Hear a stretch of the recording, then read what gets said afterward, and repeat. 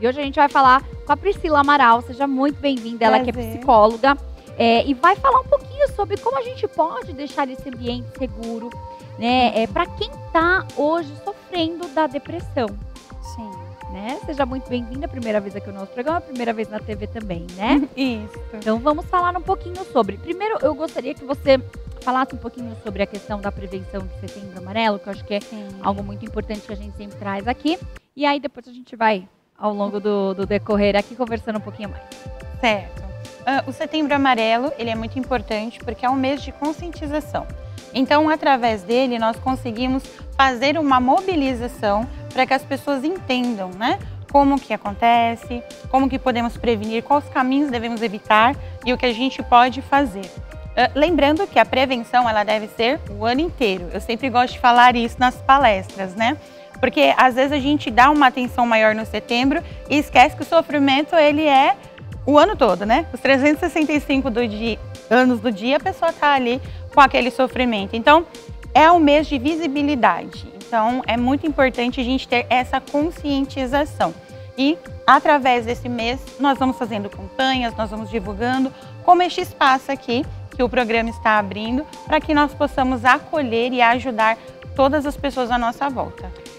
Primeiro eu gostaria de saber, né, cada pessoa tem alguns sintomas diferentes uma das outras, mas como que a pessoa ela pode identificar que ela está com depressão? Porque às vezes a gente fala sobre a pessoa que já está na depressão, mas tem muita gente que poderia evitar o quadro da depressão, antecipando essa prevenção, mas não sabe. Às vezes, é normal, tô cansada, mas tá tudo bem. Fala pra gente então, quais seriam os sinais de alerta que poderia falar, opa, será que eu tô passando por isso? Sim, excelente pergunta. Eu só gostaria de deixar uma ressalva antes de complementar a pergunta, porque quando a gente geralmente fala de sinais, a gente sempre ouve falar muito sobre a mudança de humor. Mas a gente tem que prestar atenção, porque às vezes aquela mudança de humor pode estar atrelada especificamente a uma situação que aquela pessoa está passando, que está acontecendo na vida dela. Então, quando a gente fala mudança de humor, é aquela coisa repentina. Então, a pessoa, ela vinha, né, num segmento, então, por exemplo, trabalhava, tinha disposição, acordava de manhã, tinha todo o seu roteiro do seu dia. E, de repente, essa pessoa começa a ter essa mudança de humor. Então, ela vai perdendo interesse, vai ali mesmo, aspas, se arrastando para fazer as coisas, faz porque precisa fazer.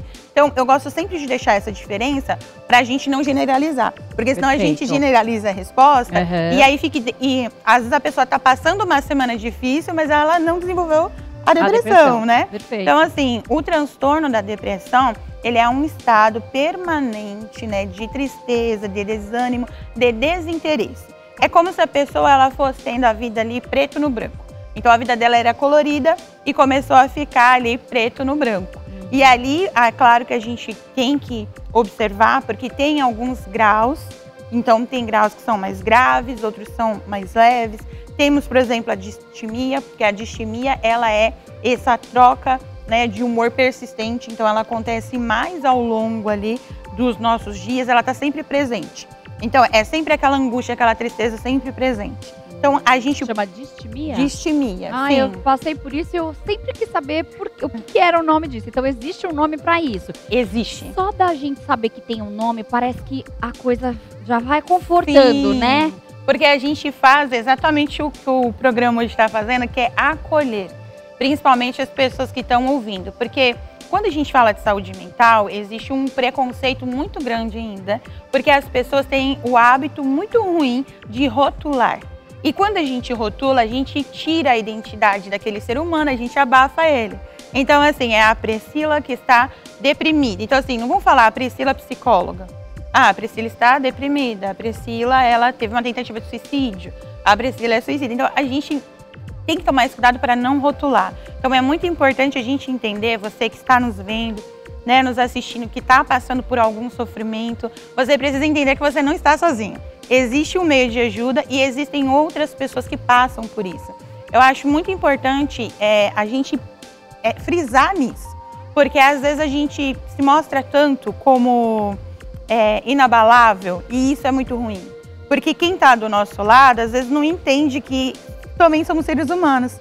Então todos nós, qualquer pessoa pode estar passando por um sofrimento muito grande, onde essa pessoa pode desenvolver uma depressão, onde essa pessoa pode vir a considerar, por exemplo, uma ideia, né, de um suicídio, porque é qualquer um de nós, porque vai ter a ver com aquela experiência de sofrimento. Então não tem essa coisa de blindagem. Então a Priscila é psicóloga, não passa. Não, já passei, né? Ressignifiquei, assim como nossa apresentadora, estou aqui para falar com vocês. Então é importante a gente entender isso. Quem está passando por um sofrimento não está fragilizado. Você não é menos, você não é fraco, você não é uma pessoa que está ali fazendo ou fazendo menos, né? Que é uma coisa que eu ouço muito. Ah, você não está se esforçando, você não está se ajudando, você tem que contribuir. Eu acho que a pior das falas, assim, eu até quero te perguntar o que não falar para a pessoa, mas assim, olha, uma das coisas que mais me deixava, assim, pé da vida, não pode falar, né? Assim, era por quê? Porque a pessoa falava assim, mas você tem tudo. Você tem família, você tem seu marido com saúde, sua filha com saúde, você tem seu trabalho, você tem tudo, você não pode.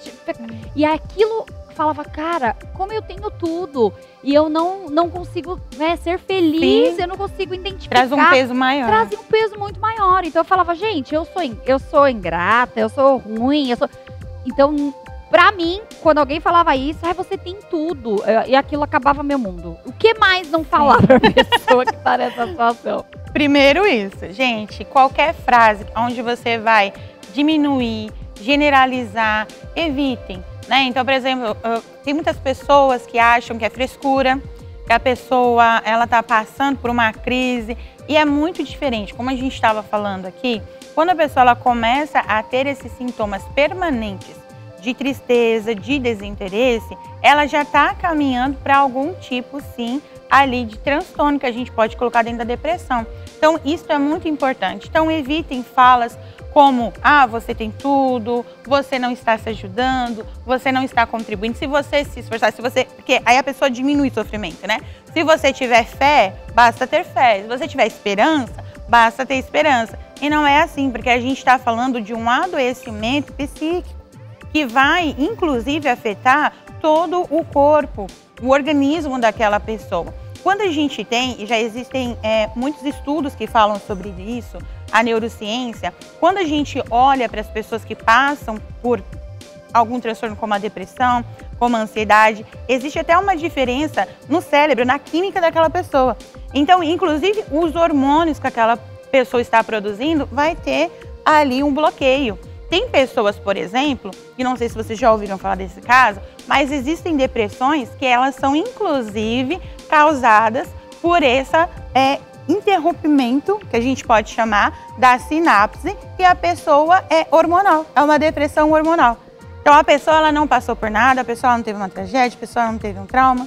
Então, percebe? A gente não pode generalizar, porque cada caso é um caso. Então, a pessoa ela pode estar aos olhos, né, de quem está de fora, ela pode ter tudo completo, ela pode ter o roteiro do sucesso e a pessoa estar passando por coisas específicas que vão mexer com ela, que vai colocar ela onde? Nesse lugar de desinteresse, de desmotivação ou de tristeza constante. Aí precisa estar com um profissional, né? Precisa passar com um psicólogo, precisa fazer terapia para entender o que está acontecendo. E aí, em alguns casos, sim, além do psicólogo, precisa acompanhar com o psiquiatra, precisa entrar com a medicação. Então, a gente precisa entender todo esse contexto.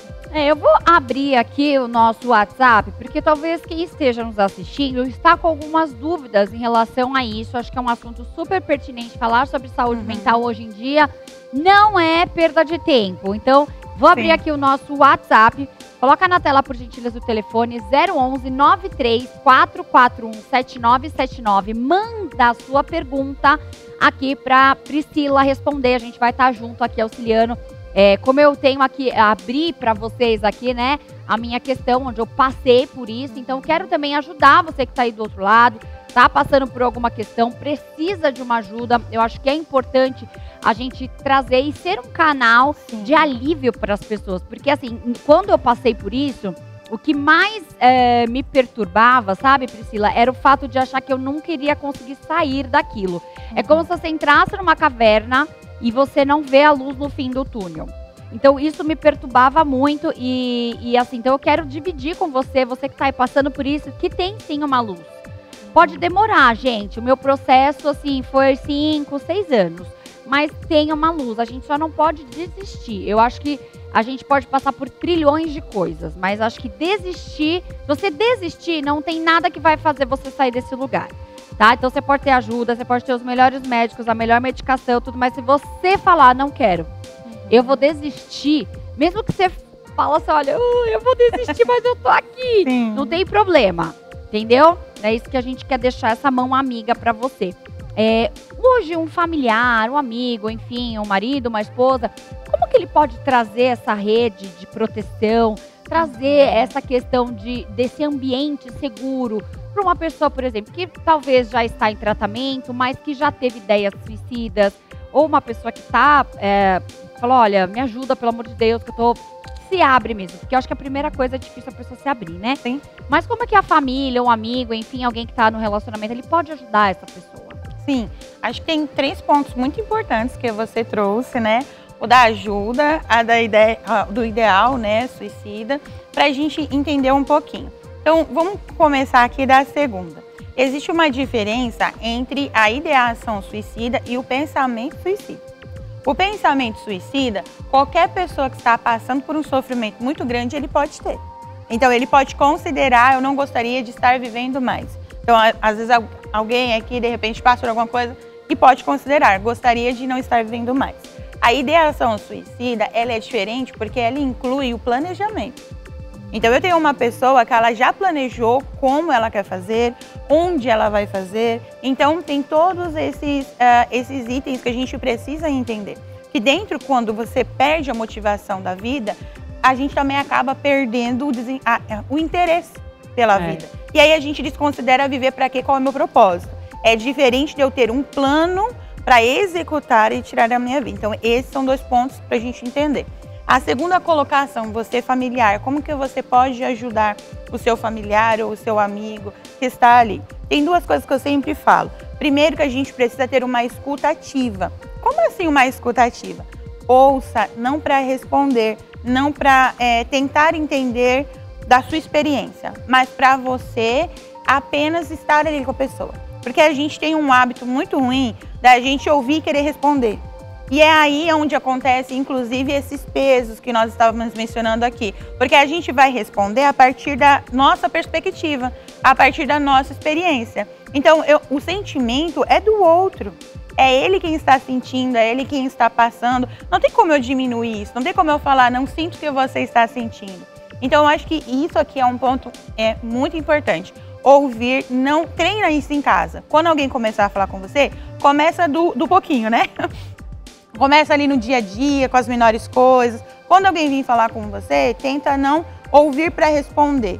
Só escuta. E aí você vai compreender o outro. Porque por mais que você não concorde, por mais que você tenha outros pensamentos sobre como a pessoa poderia estar enfrentando essa situação, você vai entender como ela realmente está se sentindo. E essa escuta já faz um acolhimento, essa escuta já faz a pessoa se sentir vista, apoiada. Um segundo ponto é a gente não diminuir, não diminua o sofrimento, não diminua a experiência do que aquela pessoa está passando. Porque a gente não sabe os pontos que levaram a pessoa a estar passando por essa vivência. E aí você vai e simplesmente diminui. E aí esse peso ele fica maior, porque a pessoa ela já está se sentindo fora, né, do esquema de estar bem, de você ter qualidade de vida. Aí você faz isso, você coloca um peso enorme em cima da pessoa, porque ela vai ficar tentando se enquadrar. Então, tá vendo? Então, o problema sou eu.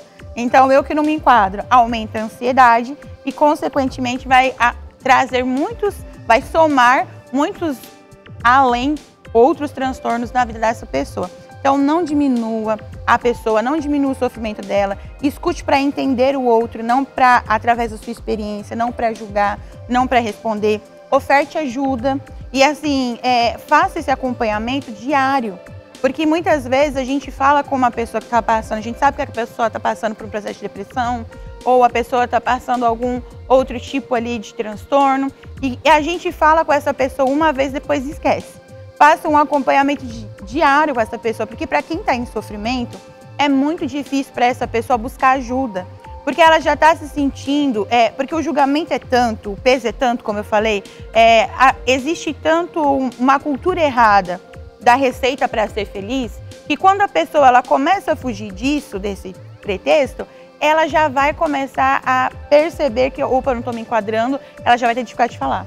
Não, porque eu não quero ser julgado como depressivo, como ansioso, como quem está passando por sofrimento. Eu não quero que saibam que eu estou passando com a psicóloga, porque ela vai se sentir diminuída. E você estar passando por um processo psíquico de sofrimento não te diminui. Eu digo ao contrário, às vezes isso mostra o quanto que a gente é forte. Porque você vai aguentando, aguentando, aguentando, até que o seu corpo não aguenta mais e ele simplesmente começa a adoecer o seu organismo, o seu cérebro, através dos pensamentos também. Então, faça esses 3 pontos que eles são principais. Oferte ajuda, vá com a pessoa. Então, é diferente você falar, marca um psicólogo e você falar, vamos escolher um psicólogo junto? É diferente de você falar, sai e vai dar uma volta e você colocar a pessoa e falar assim, vamos aqui, vamos dar uma caminhada aqui, né, pela praça, próximo de casa, vamos entrar no carro, vamos dar uma volta no shopping, porque você está junto. Então, esses são pontos que qualquer pessoa pode fazer, que vai ajudar e que vai auxiliar. Eu acho que são pontos principais. Até porque geralmente a pessoa, quando ela tá nesse momento de depressão, a última coisa que ela quer ver é gente, né? Ela quer Sim. Ela vai ficando isolada. Por quê?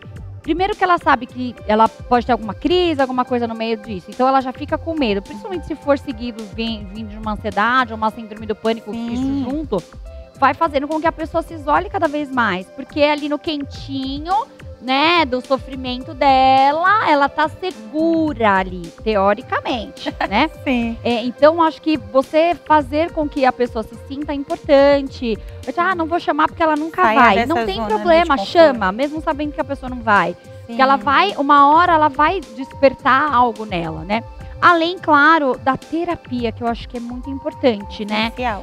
Por mais que a pessoa passe por um psiquiatra, tome, a medicação, a terapia eu acho que é uma coisa assim pra vida, né? Então eu acredito que isso não funciona. Não vai funcionar se você não acreditar que aquilo vai funcionar. Realmente não vai. Mas quando você começa... Sabe, muita gente acha que fala que não funciona? Porque na verdade a pessoa não quer descobrir os podrinhos dela lá dentro. Não é isso? Sim, também. Aí, não é? Também, né? Por que as pessoas falam, não, isso não funciona pra mim? Por quê? É porque assim, existe, como eu estava falando, uma cultura muito ruim quando você busca a ajuda para a saúde mental. Por exemplo, quando você vai falar que você está com dor de dente, ninguém vai te julgar se você falar que vai no dentista. Se você falar que você precisa ir acompanhar o coração no cardiologista, ninguém vai falar que você vai no cardiologista. Só que se você falar que você vai no psicólogo, mas como assim? Porque as pessoas tendem a separar, né? Então isso é menos importante, não é? A gente precisa entender que o nosso corpo, ele está conectado com os comandos do nosso cérebro. E o comando do nosso cérebro está conectado com o nosso corpo. É como eu estava falando aqui, se a gente tiver, por exemplo, interrupções na nossa sinapse, isso pode fazer a gente ficar, por exemplo, menos motivado, porque vai te faltar, por exemplo, dopamina, serotonina, para você o quê? Se sentir bem, se sentir ativo, né? Ter ali o ideal da adrenalina. Então, olha quantas coisas já afetou você por você estar neste lugar. Porque o nosso cérebro, ele também é um lugar que ele não entende, né? Este lugar de tristeza, de a pessoa estar deprimida, inclusive do suicídio, é um lugar que o nosso cérebro não entende. Vou dar um exemplo aqui para você. Tudo no seu corpo foi programado para que você viva. Então, a gente tem o nosso sistema imunológico, a gente tem muitas funções do nosso corpo que nos alerta o perigo, para que a gente viva. Então, quando a gente vai, inclusive, para essa ideação de suicídio, pensa em suicídio, ou a gente está num sofrimento, isso é muito grave. Porque, olha isso, você está burlando o próprio cérebro. Como que você vai falar que isso é menos importante do que o coração? Como que você vai falar que isso é menos importante do que o rim? Porque o seu próprio cérebro está adoecendo e está fazendo você parar. E isso vai somar outras doenças. A gente tem inclusive a psicossomática, né? Onde a gente tem sim casos que começou com uma questão ali psíquica e aquela emoção se transforma numa doença física. Então, assim, por exemplo, como a gastrite crônica, enxaqueca. Então, a gente precisa entender que o nosso cérebro, ele está conectado com o nosso corpo e o nosso corpo com o nosso cérebro, para que a gente vença essa cultura de diminuir o sofrimento psíquico. Acho que esse é o primeiro ponto, por conta do preconceito. Porque as pessoas vão ficar com vergonha de pedir ajuda enquanto a gente rotular, enquanto a gente julgar, enquanto a gente falar, olha, não é o coração, então funcione, né? Ah, você não está com um problema nos ossos, então continue. Então, quando a gente entender que a nossa alma, o nosso espírito, a nossa mente também existe, né, essa probabilidade de te paralisar e de te adoecer, a gente muda a nossa perspectiva. Por isso que quem passa por isso muda totalmente. Porque você está falando de um lugar que você viu e passou por isso. E não de um lugar assim só de ouvir falar. E como foi falado aqui, se você está em algum sofrimento, persista. É um dia após o outro, né? A terapia ela é muito importante porque ela te ajuda a ressignificar. Você pega recursos. O que é ressignificar? É você dar um sentido novo para sua vida, apesar daquele momento ruim que você experimentou. Quer seja uma experiência, quer seja algo que você sentiu, um trauma, você conseguir dar um sentido novo. Então, a partir daí, a gente vai dia após dia. Porque não tem simplesmente como a gente, do nada, né, começar a se motivar, mas tem como você ir pegando recursos que vai te ajudar a criar esse sentido novo. E isso vai ser assim para a vida. Porque eu costumo falar que tudo que a gente pega na terapia, você fez terapia, você sabe disso? Faço até hoje. São recursos para a vida. Então, assim, o que você aprende a ressignificar, você leva para sempre. Então, assim, pode ser que depois, quando você voltar na terapia, você vai criar novos recursos para outra situação. Mas para aquela situação, você já tem recurso. E além de você se ajudar, você ajuda o outro. Nossa, isso acho que é a coisa mais assim que eu percebi, né? O quanto eu pude ajudar outras pessoas. É tão engraçado que é como se a gente fosse um imã mesmo, né? Onde a gente atrai pessoas que estão passando por isso e fala, ai, você pode me ajudar? Aí você fala, olha, eu já passei por isso. Faz assim, assim, assado. E a pessoa, nossa, eu fiz, me ajudou muito. E aí dá uma satisfação, porque ninguém falou pra você aquilo. Você teve que sofrer um tantão pra poder achar. Então, é gostoso quando a gente pode estender uma mão, porque só quem passa sabe o tamanho do sofrimento. É verdade. Né? E a dor disso, assim, né? Mas também todo lado da dor tem o lado da delícia, que é descobrir como sair daquilo, né? Exato. E muita gente ainda fala assim, eu tava tão bem, aí do nada eu fiquei ruim. Do nada eu tive uma crise de ansiedade. Do nada. Gente, não existe isso, né, Priscila? Não existe. A coisa vem acontecendo, é um processo. Sim, o que acontece na realidade é que a gente vai evitando, a gente ignora. É igual um sintoma do corpo, você vai ignorando aquela dor de cabeça, você vai ignorando aquela dor de estômago, emocional é igual. A gente passa, a gente sente, a gente fala, não é tão importante. Não vou buscar ajuda agora, não, eu consigo lidar com isso. Até que você chega no extremo, porque o que acontece? Quando a gente tem uma crise de ansiedade, uma crise de pânico, quando a gente tem esse agravamento maior, a gente está falando de um alerta no seu cérebro que está soando. Ou seja, chegou no limite. Como você não buscou ajuda, como você não buscou modificar apoio, se fortalecer, porque a gente precisa de tudo isso. A gente precisa se entender, a gente precisa entender o que está fazendo a gente sofrer, a gente precisa aceitar, porque muitas vezes a gente não aceita. E aí tem muitas coisas que contribuem para isso. Maneira como eu fui criada, educação, ambiente, lar, enfim. Quando eu passo por este processo, eu vou recebendo o apoio que eu preciso. E quando eu não recebo esse apoio, quando eu não recebo essa ajuda, eu tô menos fortalecida. E aí eu finjo que eu tô bem, porque um hábito horrível que a gente tem é da gente passar por uma coisa muito ruim e a gente falar assim, já foi, superei. Só que não foi, tá lá, porque o corpo guarda. Inclusive, a gente tem hoje uma ciência que trabalha só com isso, que tudo aquilo que você passa fica a memória no nosso corpo, no nosso cérebro. Então, não passou, você precisa transformar isso, você precisa liberar, né, essa carga. Nas células, né? Sim, porque a gente fica neste lugar. Por isso que muita gente fala que o câncer, ele é totalmente uma doença psicossomática, né? Muita gente hoje defende tem muitos isso estudos por que falam conta sobre dessas questões dos traumas ficarem nas células. Sim, tem muitos estudos hoje que falam sobre isso e eles apontam isso. Mas existem, né? Eu não vou falar do câncer especificamente, Porque existe uma divergência aí, né? Tem uma divergência. Aqui tem, sempre tem dois lados, eu não quero tomar partido. Não, mas até porque a gente não é médico para falar sobre isso. Sim. Mas é uma curiosidade. Sim, mas a psicossomática, que é o ponto que você tocou, ela existe. Então, por exemplo, inclusive, ela já é comprovada para muitas outras doenças do corpo. Por exemplo, dermatite, que são as coceiras, a fibromialgia, como eu falei, problemas de estômago crônico, enxaquecas crônicas, dores no corpo. Existem muitos hoje, né? Muitos destes adoecimentos que eles foram causados pelo nosso sofrimento. O que é isso? É uma maneira do cérebro soar para você esse alarme. Então você fica ignorando. Então o corpo fala, eu vou te parar, né? O cérebro fala, eu vou dar uma paradinha aqui. Quem sabe agora você se cuida. Quem sabe agora você vai se ver. É uma coisa de proteção, defesa, uma coisa assim, Sim, né? porque o nome já fala, né? É a psique dos nossos pensamentos, do nosso sentimento, mais a somática do quê? Do corpo. O quanto que é aquilo que a gente passa. Porque, por exemplo, quando a gente passa uma situação de estresse, ou de nervosismo, ou de medo, a primeira coisa que a gente sente, vocês vão fazer o teste que vocês podem fazer, vocês vão ver. A nossa musculatura enrijece. E aí, tudo, se você quiser, você pode até fazer em casa. Você tenta aqui, deixar aqui bem juntinho, assim, ó, bem rígido. Tenta respirar pra você ver.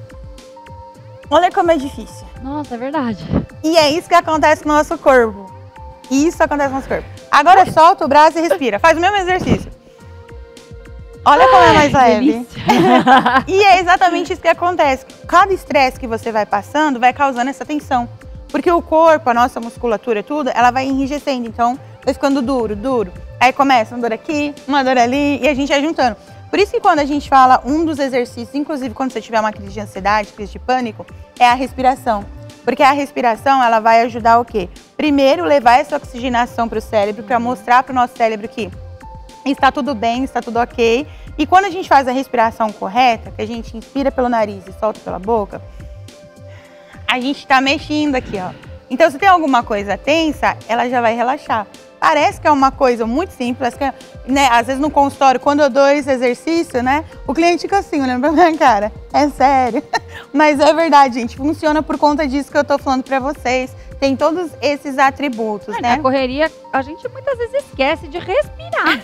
Sim. É uma coisa tão simples. É muito simples. E aí você pode, né, ali também direcionar o seu pensamento, pensar em coisas, né? Tem um exercício que eu sempre ensino muito, que você pode, ali, enquanto você estiver inspirando, pense em tudo aquilo que te motiva, que te traz paz, que ajuda você a ficar calmo. E quando você for expirar, pensa naquilo que você não quer mais carregar, né? Legal. Aquela situação, né? Então, existiu essa situação de estresse.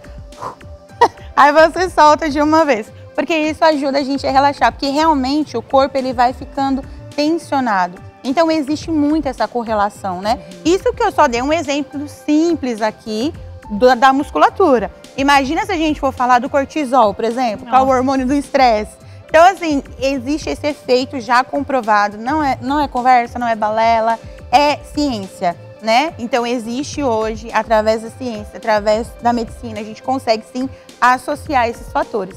Então a gente precisa cuidar do corpo, a gente precisa cuidar da mente, a gente precisa cuidar do espírito, porque é tudo uma junção só. E se alguma coisa desequilibra, a gente acaba adoecendo. Chegou uma pergunta aqui, vamos ler? Legal. Tinhas aqui? Claro. Pode colocar na tela. A Fátima, aqui de São Paulo. Um beijo, Fátima. Eu tenho uma sobrinha que está passando por este momento. Como eu faço para ela falar com vocês e fazer terapia? Onde eu moro não tem psicólogo. Legal. Qual seria a dica para a gente ajudar a Fátima hoje, Pri? Boa tarde, Fátima. Um prazer falar com você. Existem 2 meios que você pode buscar agora, né? Existe primeiro um meio online. Você pode fazer essa busca online. Hoje a gente tem muitos profissionais que fazem o atendimento. O atendimento online, ele é reconhecido, né, pelo CRP, que é o Conselho, né, Regional e o Federal também de Psicologia. E existem muitos profissionais habilitados fazendo atendimento online. Então você pode buscar uma ajuda, um psicólogo online. Outro meio, Priscila, não consigo online, aqui a internet não tá legal, senão não é muito bom. Você pode buscar no posto de saúde, né? O SUS, você pode ir na UBS, lá pertinho da sua casa, e você pode solicitar passar com psicólogo. Então a gente tem hoje, né, psicólogo, psiquiatra trabalhando dentro do SUS. E a gente consegue passar de maneira gratuita e agendamento. Às vezes a fila pode ser um pouquinho compridinha. E outros meios também onde existe muitos hoje ONGs que trabalham, que fazem atendimento, né, tanto gratuito ou com valor simbólico, que eles estão espalhados. Você pode procurar na sua cidade alguma associação ou alguma ONG que oferece esse trabalho, tá? Então, esses são os canais que você pode buscar ajuda na sua região. Agora, referente a outra perguntinha que está incluída nessa, como convencê-la? A gente tem que ir ali, eu diria, dando indícios para a pessoa de que ela precisa entender e reconhecer a situação que ela está. Porque não vai adiantar nada a gente pegar essa pessoa, arrastar ela para o consultório e forçar ela a fazer. Porque chegar lá, ela não vai fazer. Se ela fizer, ela vai fazer uma coisa só para cumprir o horário. Ela não vai se abrir realmente para buscar ajuda. Então, a gente precisa fazer um trabalho de conscientização. Como assim? Ir tornando essa pessoa desperta, né? Eu diria despertar. Vou até usar essa palavra que eu acho ela melhor. Precisa despertar ela, né? Então, olha, você percebeu que você gostava, por exemplo, de correr. Você não está correndo mais. Você percebeu isso? Você não acha que isso está impactando? Você não conversa mais, você não tem mais aquele sorriso. Você vai ali dando indícios. E aí, dentro desses indícios, você vai conduzindo a pessoa. O que você acha de a gente marcar um psicólogo? Ah, não sei, acho que eu não quero. Respeita, ok. Depois você volta de novo. O que você acha da gente marcar um psicólogo? Se quiser, eu vou com você, eu te acompanho, eu vou até, né, até a recepção. Porque no consultório é individual, particular, ali sigiloso.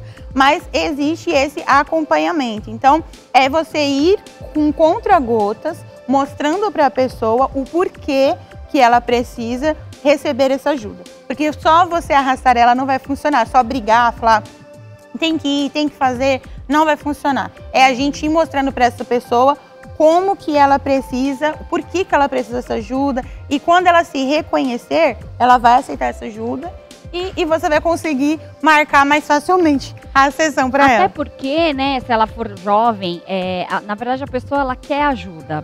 Só que muitas vezes ela não quer dar o braço a torcer, porque eu sou jovem, vou falar para os meus amigos que eu faço isso. Então, eu acho que uma dica também que seria ideal, olha, se você quiser, a gente não fala para ninguém.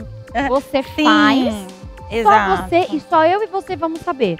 Acho que isso também pode ajudar, se for uma adolescente, uma criança, mas né, uma adolescente ali, que ainda tá passando por essa questão. Então, olha, a gente não conta para ninguém, a gente faz só a gente e é pronto.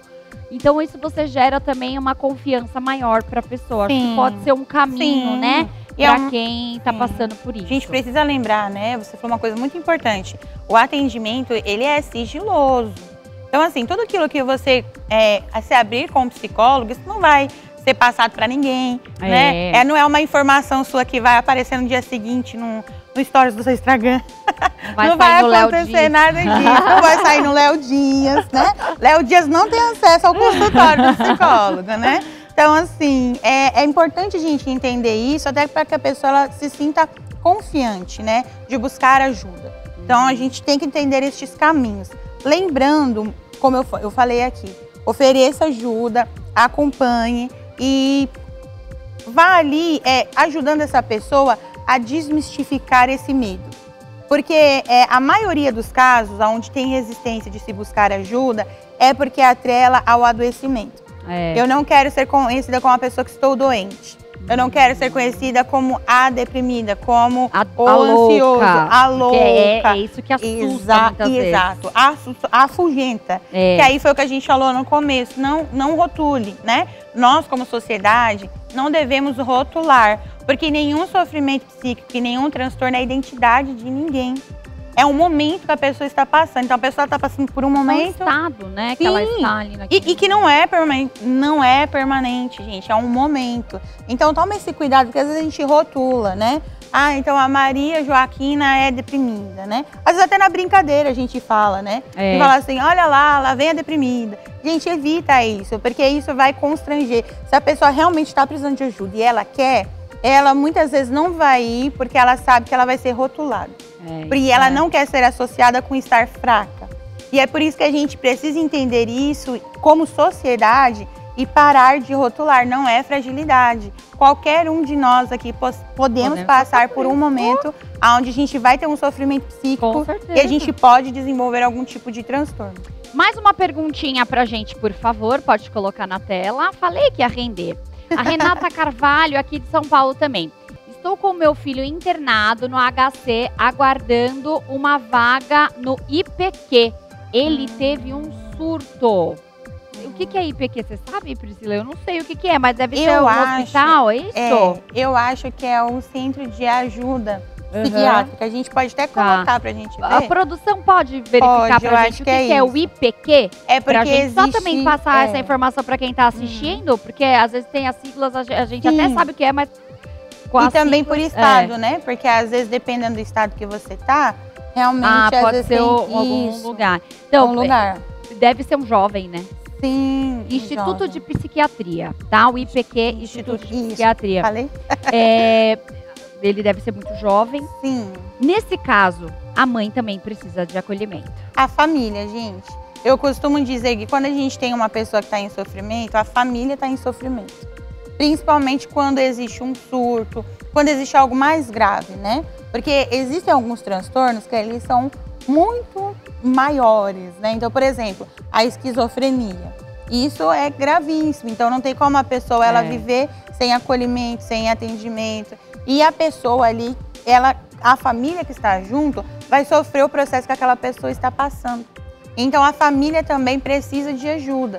E aí eu sempre aconselho, busque as ONGs, os trabalhos que vocês têm na região de vocês, porque tem muito. A gente acha que não, mas existem muito.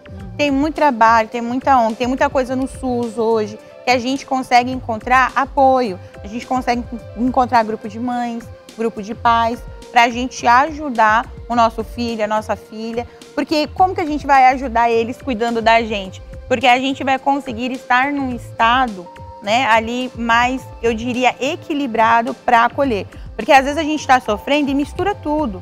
Mistura o seu sofrimento, mistura o seu processo de procurar estar entendendo. Às vezes até um sentimento mesmo assim de indignação, de revolta.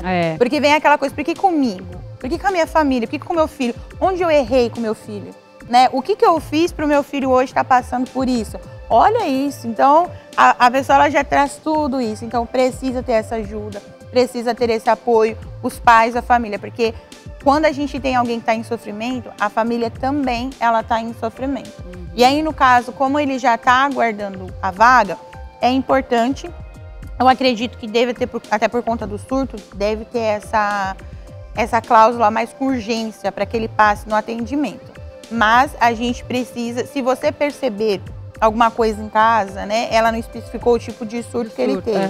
Mas se você tiver algum recurso ali de ajuda, um psicólogo, eu sempre falo, tenha o contato de um psicólogo na mão, de um psiquiatra, ou tenha o serviço gratuito da sua cidade onde você pode encontrar. Hoje tem muitas universidades e escolas, onde os profissionais eles oferecem também esses tratamentos que também são excelentes, que você pode buscar ajuda. Então, a gente tem que ficar de olho. Se demorar muito a vaga, vai. Procura ou particular ou procura esse meio gratuito e oferece essa ajuda. Acompanhe, mas não sufocando. Porque uma coisa que acontece muito na nossa vida é que quando a gente conhece alguém que teve algum tipo de surto, a gente fica mais surtado que a pessoa que surtou. Verdade. E aí tudo que aquela pessoa vai fazer, a gente fica, ai meu Deus, onde você tá? Que não sei o quê. Ah, já ficou nervoso. Ih, tá chorando. Ih, tá demorando muito no banheiro. Tenta não passar essa pressão pra pessoa, porque a pessoa sabe que ela já tá num lugar de muita ali vulnerabilidade. E aí, se a gente bota essa pressão, isso pode desorganizar mais a pessoa psiquicamente. Então, assim... E ela pode até sentir que ela tá sendo um peso, né? Sim, exato. Ela pode sentir um peso. Então, evite. Mas, com cautela, com cuidado, vá acompanhando. Se você perceber que tem alguma coisa muito grave, que tá fugindo do controle, antecipa. Mesmo que já tá encaminhado, quando sair a vaga, você vai passar, né, com o profissional no instituto, mas até sair a vaga, se você perceber, você corre para outras opções ali de ajuda. E fica de olho em casa, né? Então, quando a gente tem alguém, por exemplo, a gente está em Setembro Amarelo, a gente está fazendo a prevenção do suicídio. Quando a gente tem alguém ali que já teve uma ideação suicida, a gente precisa tomar alguns resguardos. Então, tem objeto pontiagudo, tira do local, não deixa de fácil acesso. Medicação excessiva, esconde em outro lugar. Porque no momento do surto, o que tiver ali disponível, aquela pessoa ela vai usar. Existe hoje um estudo que ele fala que é mais ou menos 15 segundos um pensamento suicida. Ou seja, se a pessoa tiver um suporte por 15 segundos, aquele pensamento vai passar. Acalmar. E a gente ajuda. Mas se ela tiver fácil e ela não tiver ajuda, e ela tiver recursos fáceis, ela vai usar daqueles recursos.